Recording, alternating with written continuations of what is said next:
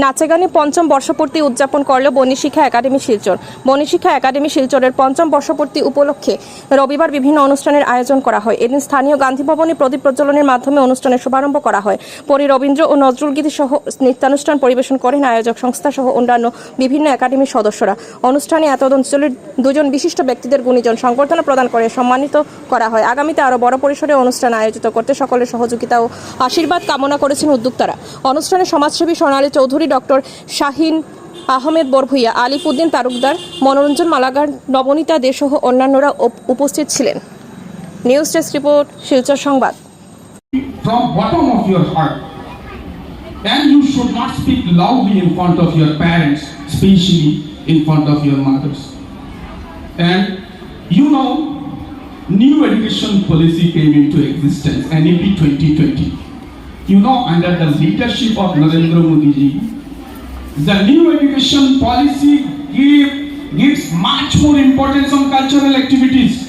That is called holistic education. Holistic education connected all these things. Why Narendra Modi ji said India is a Vishwaguru, means teaches all these activities. They have all the capabilities. They have all these excellencies. Indians can learn many languages also. I can speak in English as well as Bengali as well as other languages also. That is the things. India is very beautiful and very colorful country. India is a land of diverse cultures, languages and traditions. India plays a vital role in shaping cultural identity, especially for the nation and its people. So you know, we should first decide the ideal person to connect our life with them.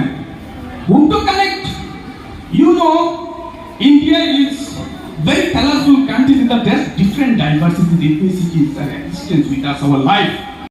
সবচেয়ে বড় যে জিনিসটা আমি একটা কথা এখানে বলবো, sir এবং আপনারা আছেন, আপনারা আমার সাথে একমত হবেন যে বাচ্চাদেরকে আপনারা তৈরি করছেন, আমরাও তৈরি করেছি, কিন্তু এখনের যে বাচ্চারা তৈরি হচ্ছে, যে এই যে রাস্তায় রাস্তায় এত রকমের মেয়েদের ওপরে যে অত্যাচারগুলো হচ্ছে, যেসব শোষণগুলো হচ্ছে, সেইগুলোর জন্য আমি বলবো যে প্রত্যেকটা মাসে না হোক, 3 মাসে হোক, 4 মাসে হোক, একটা অ্যাওয়ারনেস করতে হবে আপনাদের। সেটা আমার তরফ থেকে আপনাদের আমি একটা সাজেশন দিয়ে যাচ্ছি। আপনারা আশা করি বুঝতে পারবেন যে মায়েদের একটা ম্যানেজমেন্ট কোর্স আপনারা করাবেন। সেটা কিন্তু ম্যানেজমেন্ট কিন্তু বাচ্চাদের পড়ানোর জন্য শুধু নয়, বাচ্চাদের সামাজিকভাবে তৈরি করার জন্য। সেই জন্য মায়েদের এখন আমাদের ট্রেনিং প্রয়োজন আছে, আমারও প্রয়োজন আছে ট্রেনিংয়ের। কারণ আমি যদি আমার নাতি হয়, আজকে নাতিকে আমার শেখাতে হবে, তখন সেই নাতিকে শেখাতে হলে আজকের যুগের মতো করে তুলতে হলে, আজকের যুগ বলতে ঘরের শিক্ষা এবং বাইরের শিক্ষা দিয়ে গড়ে তুলতে হবে, সাথে করে গান বাজনা, নাচ, কবিতা, নানান রকমের খেলাধুলো দিয়ে ওকে তৈরি করতে হবে। কিন্তু আমরা যেন কোনো মাদের সেই জিনিসটা দিতে হবে যে কোনো নিষিদ্ধ কাজে যাতে আমাদের ছেলেমেয়েরা জড়িত না হয়। কারণ সমস্ত শিলচর শহরে, আমি অন্য শহরে যাচ্ছি না বা অন্য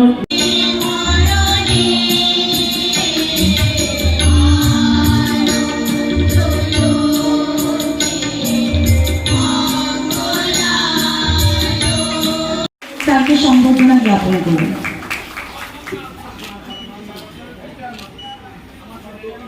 মহাশয়া শ্রীমতী নবনীতা দেকে এবার আমি আমাদের মাননীয় মহাশয়া গুরু শ্রীমতী নবনীতা দেকে করার জন্য অনুরোধ করব। তো এবার আমাদের অতিথি এবং গুরু বরণের সম্বর্ধনা জ্ঞাপনের পালা।